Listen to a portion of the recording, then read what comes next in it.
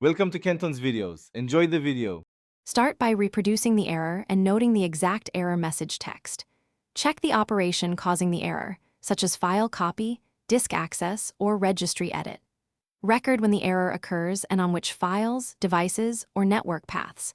Verify recent changes like driver updates, Windows updates, or configuration edits. Open Event Viewer to find correlated system and application logs for timestamps and codes. Run sfc/scano and dism restore health to detect corrupted system files.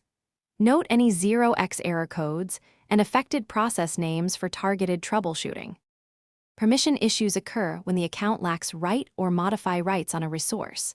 Path length or invalid characters can trigger the parameter is incorrect during file operations.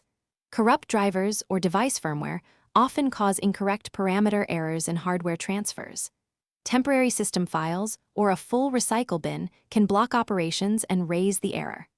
Use iCackles to reset permissions, shorten paths, and remove invalid characters from file names. Update or roll back drivers and run chkdsk with repair switches on affected volumes. Empty the recycle bin and clear temp folders. Back up important files to an external drive before making system or permission changes. Run sfc/scano, then dism restore health to repair corrupted system files.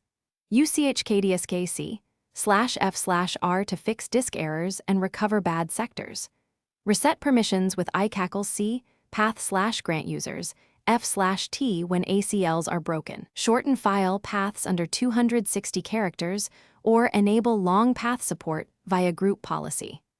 Update device drivers from the manufacturer and test file operations again. If the error persists, create a new user profile to isolate account corruption. Thanks for watching. Consider subscribing if we helped you.